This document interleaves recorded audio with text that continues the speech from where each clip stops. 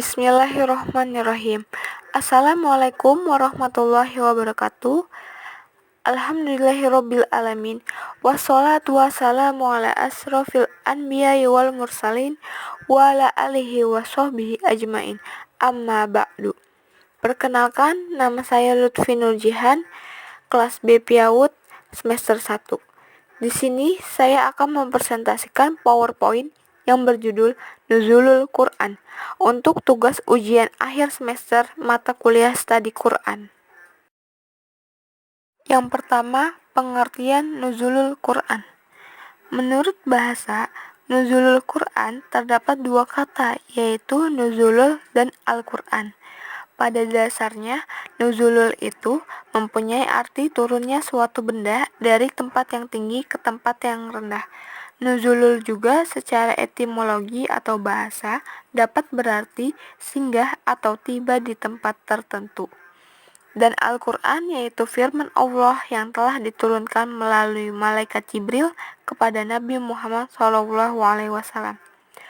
Al-Quran menurut bahasa yaitu bacaan yang berasal dari kata qoro'a.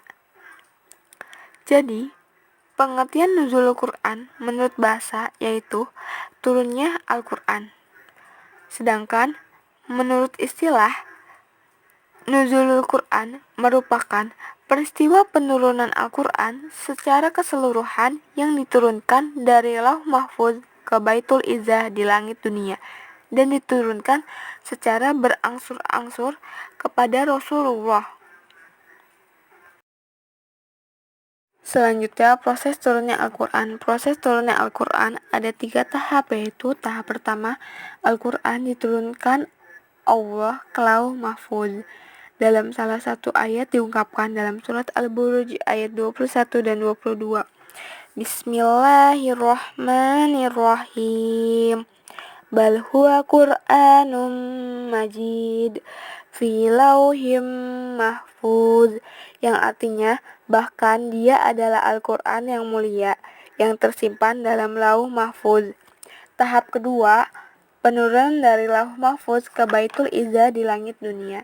Disinilah Al-Quran diturunkan sekaligus.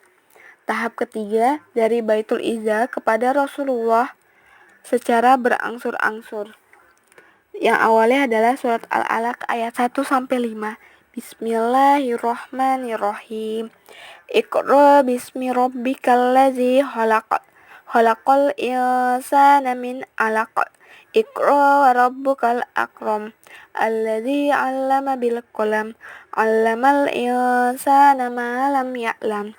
Sedangkan mengenai ayat Al-Quran yang terakhir turun, ada beberapa pendapat mengenai hal itu. Ada yang mengatakan bahwa yang terakhir turun itu adalah surat Al-Maidah ayat 3. Namun, ayat ini setelah dilacak, ternyata turun pada saat Rasulullah melaksanakan haji wada. Setelah haji wada itu selesai, Rasulullah masih hidup 2 bulan 22 hari. Padahal, ternyata ada ayat yang turun 9 hari sebelum Rasulullah wafat, yaitu surat Al-Baqarah ayat 261.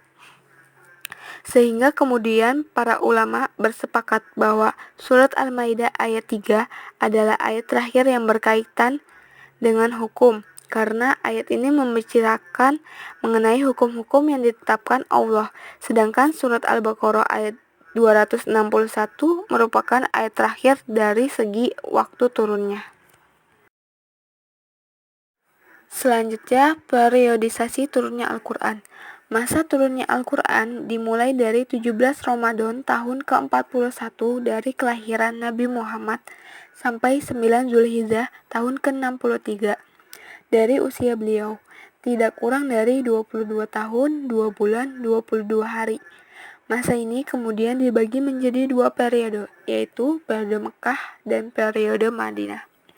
Periode Mekah dimulai ketika Nabi Muhammad pertama kali menerima ayat-ayat Al-Quran pada 17 Ramadan, pada 41 dari kelahiran beliau hingga awal Rabiul Awal ke-54 dari kelahiran beliau, yaitu sewaktu beliau akan berhijrah meninggalkan Mekah menuju Madinah. Periode Madinah dimulai sejak Nabi Muhammad SAW berhijrah ke Madinah dan menetap di sana sampai dengan turunnya ayat terakhir pada 9 Zulhijjah tahun ke-10 dari kelahiran beliau. Dengan demikian, periode Mekah selama 12 tahun 5 bulan 13 hari dan periode Madinah selama 9 tahun 9 bulan 9 hari. Dua periodisasi inilah kemudian yang menjadi dasar pengklasifikasian ayat-ayat Al-Quran menjadi dua, yaitu ayat Makkiyah dan ayat Madaniyah. Yang terakhir, hikmah turunnya Al-Quran. Ada 4 hikmah di balik turunnya Al-Quran secara berangsur-angsur. Yang pertama, menguatkan dan meneguhkan hati Nabi Muhammad SAW. Yang kedua, mempermudah umat muslim untuk menyimak, mempelajari, memahami, dan menghafalkan Al-Quran. Yang ketiga, bukti yang pasti bahwa Al-Quran diturunkan dari sisi yang maha bijaksana dan maha terpuji. Yang keempat, kesesuaian dengan peristiwa dan pertahapan dalam penetapan hukum. Terima kasih, sekian presentasi saya, kurang lebihnya mohon dimaafkan. Wassalamualaikum warahmatullahi wabarakatuh.